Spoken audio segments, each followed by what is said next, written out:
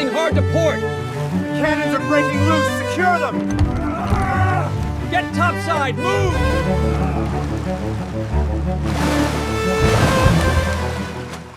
In the history of naval warfare, some of the deadliest disasters happen not in battle, but in calm harbors.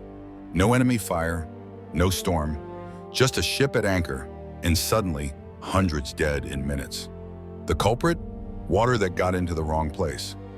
On August 10, 1628, the Swedish warship Vasa set sail on her maiden voyage. Hundreds watched from shore. A light gust of wind caught her sails. The ship heeled to port. She recovered. Then a second gust. This time, water rushed through her open lower gun ports. Within minutes, Vasa capsized and sank in Stockholm harbor. About 30 lives lost. In calm water, in full view of the city, jump forward 154 years. August 29, 1782, Portsmouth, England. HMS Royal George, a massive first-rate ship of the line, sits at anchor at Spithead. She's being heeled for a routine repair. The crew tilts the ship about 8 degrees by running guns to one side. No problem, they've done this before. But this morning, someone left the lower gun ports open. Water starts coming in, just a trickle at first. Sailors actually chase rats that emerge from the rising bilge water, joking as the puddles deepen. They don't realize those rats are fleeing for their lives. Within 20 minutes, Royal George rolls onto her side and sinks. 900 people drown. 2 ships, 2 centuries apart. Same killer. Today, we call it the free surface effect. And if you've ever carried a tray of water and felt it slosh to one side, making the tray tilt even more, you've experienced exactly what sank these warships. Here's what free surface effect actually means. When water gets inside a ship's hull and it's not confined, it behaves like a live weight. The ship tilts a little. The water rushes to the low side. That shift moves the ship's center of gravity upward and sideways. Now the ship tilts more. More water rushes over. More tilt. It's a feedback loop, and it accelerates fast. In naval architecture terms, this is called a virtual rise in the center of gravity. The ship behaves as though it suddenly became top-heavy, even though nothing physical moved up. The water's ability to slosh freely destroys what's called the metacentric height, which is the mathematical measure of a ship's stability. Positive metacentric height means the ship wants to return upright when tilted. Free surface effect can reduce that number to 0, or even make it negative. Once it's negative, the ship doesn't want to come back up at all. Think of it this way. You're holding a sealed bottle of water. It's heavy but stable. Now open the bottle and tilt it. The water shifts inside. Suddenly the bottle wants to keep tilting. That's free surface effect on a small scale. On a ship, it's exponentially worse because the water has so much room to spread out. Here's another way to picture it. Imagine balancing a broomstick on your palm. The higher the center of gravity, the harder it is to keep balanced. Now imagine that center of gravity can suddenly jump upward while you're balancing it. That's what free surface effect does to a ship. The ship's balance point effectively moves higher the moment water starts sloshing. And there's no way to bring it back down except to get rid of the water. Remember this, loose water lies about its weight. It acts heavier than it actually is. And here's the critical point. It doesn't take much water. Modern calculations show that just a few tens of tons of water spread across a large deck area can have an outsized effect. In the case of Royal George, witnesses reported a considerable amount of water pooling on one side before the capsize. That was just a small fraction of the ship's total weight, but it was enough. The water wasn't ballast anymore. It was a destabilizer. Wooden warships of the 17th and 18th centuries made this worse in 2 ways.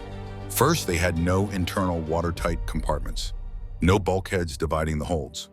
When water entered through a gun port or hull breach, it could flow freely along the entire length and width of the ship. Maximum free surface area, maximum instability.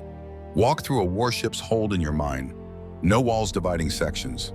Just one continuous space from bow to stern, filled with barrels, shot, provisions, and crew.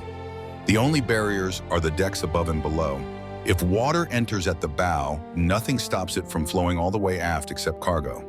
And cargo shifts, so you have water moving in 3 dimensions, finding every low spot, spreading across every deck level that has an opening.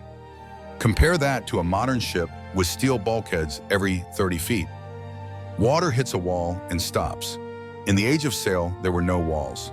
Second, these ships already operated with tight stability margins.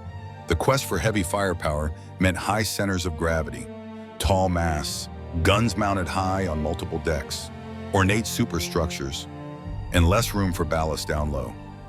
Vasa is the textbook example. She was top-heavy by design. Before she sailed, the crew actually ran a stability test at the quay. 30 men ran from side to side on the deck. The ship rocked so violently, they had to stop the test for fear she'd tip over right there at the dock. The designer didn't have the math to quantify what was wrong. So Vasa sailed anyway. One gust of wind was all it took. Let's talk about what people get wrong about this. Misconception number 1, it takes a fierce storm or enemy fire to sink a large warship. Reality, some of the worst losses happened on calm days. Vasa went down in a light breeze in harbor. Royal George capsized at anchor on a mild summer morning. Physics doesn't care about the weather. If the ship's balance is upset, calm water won't save you. Misconception number 2, a little water sloshing in the bilge is harmless. In fact, all wooden ships leaked constantly. Crews manned the pumps daily just to keep ahead of routine seepage. But sailors absolutely knew that loose water was dangerous. They even had a saying, loose water is ship's poison, because even a relatively small amount, if unconfined, could sharply erode stability. The difference between normal bilge water and free surface flooding is whether that water can move. Confined in the lowest part of the keel, it's just extra weight. Spread across a deck where it can slosh? Deadly. Here's a stress test to understand this better. Imagine you load a ship with 50 tons of iron ballast secured in the hold. The ship sits lower in the water, but it's stable. Now replace that ballast with 50 tons of water, loose on the same deck. The ship doesn't just sit lower, it becomes tender, slow to right itself. Tilt it a little and the water runs to one side. The ship lists. Tilt it more and the water accelerates that list. The iron never moved. The water is always moving. That's the difference. Misconception number 3. As long as the hull isn't breached below the waterline, the ship can't sink. Wrong. Openings above the waterline can be just as dangerous if the ship heels. Gun ports, cargo hatches, deck doors. On ships of the line, the lower gun ports were often just 4 or 5 feet above the water when the ship was loaded. Heel the ship 8 degrees, and those ports are at the waterline. One splash, and water starts coming in. The list worsens, more ports submerge, more water. It's progressive flooding. The ship capsizes before it actually fills with water. Mary Rose, the Tudor warship that sank in 1545, likely went down this way. She turned sharply during a battle, heeled over, and eyewitnesses reported water pouring through her open gun ports. By the time anyone realized what was happening, it was too late. The ship rolled and sank in sight of King Henry VIII, who was watching from shore. So here's another stress test. Could pumps save a ship once free surface flooding started? 18th century chain pumps, the best available, could discharge somewhere between 1,000 and 1,500 gallons per minute under ideal conditions. That sounds like a lot, but in an emergency it's not. If water is flooding through multiple gun ports, you're talking about rates that far exceed that. 6,000 liters per minute or more through a large opening. And pump efficiency drops if the ship is listing, because the pump suction can lose its prime. So the pumps give you a narrow window. If you can't stop the leak or confine the water in that window, you lose the race. Rule of thumb from old sailors. If you're gaining on the leak, you might make port. If the leak is gaining on you, you're already deciding which boats to launch. Misconception number 4. If a ship starts to list, you can counter it by moving weight to the opposite side. In theory, yes. In practice, once free surface flooding begins, you're racing against acceleration. By the time you've identified the list, organized the crew, and started shifting heavy cannons or ballast across a tilting deck, the water has already spread further. And here's the cruel physics. The crew members themselves running to the high side actually raise the center of gravity even more. You're fighting a battle where every corrective action has a delay, and the problem compounds every second. In stability failures, the first minute after the problem starts often determines whether you have 20 minutes to save the ship or 2 minutes to abandon it. Royal George had pumps, she had crew, she had officers. But the water in her hold was 2 to 3 feet deep and spreading by the time anyone sounded a real alarm. The ship's carpenter, Thomas Williams, rushed to the quarterdeck and urged that they right the ship immediately. He addressed the wrong officer first. That officer dismissed him, thinking he was overreacting. Minutes were lost. By the time Lieutenant Philip Durham ordered action, the flooding had accelerated beyond control. Drums beat to quarters. Sailors scrambled to shift the heavy cannons back to center. But the deck was tilting like a wall. It was already over. So what's the rule of thumb for anyone dealing with ships, or any floating platform, or even just understanding how systems fail? First rule, loose water is never harmless.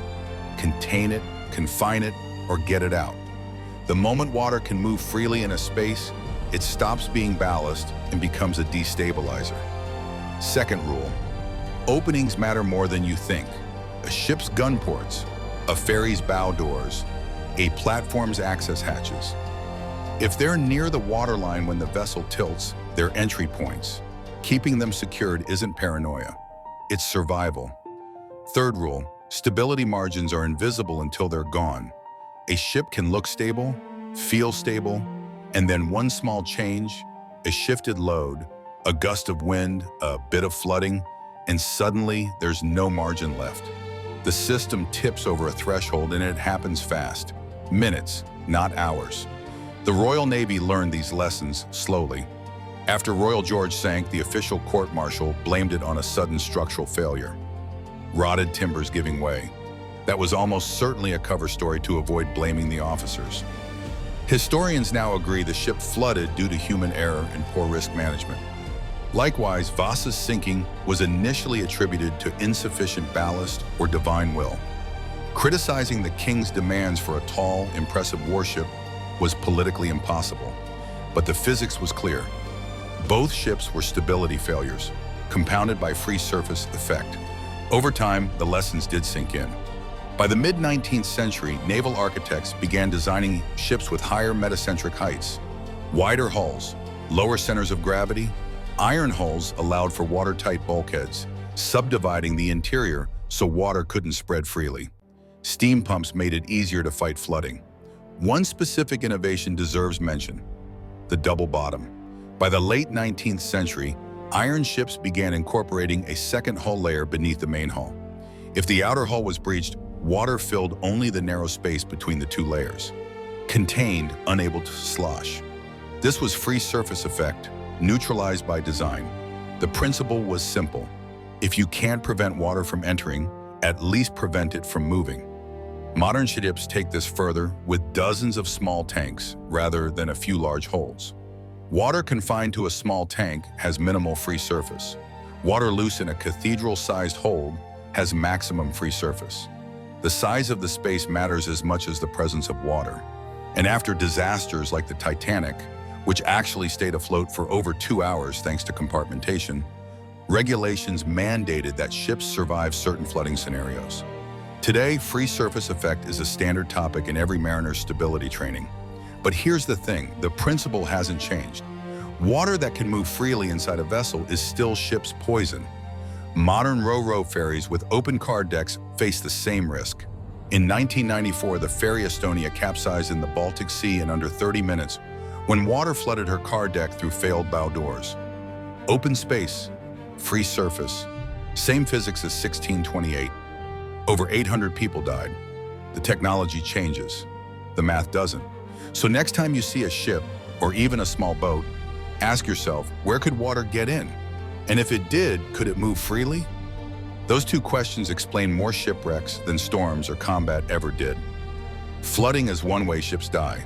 Another is simply being in the wrong place, by miles. In Episode 5, HMS Association heads into darkness with imperfect navigation, and the ocean collects the debt.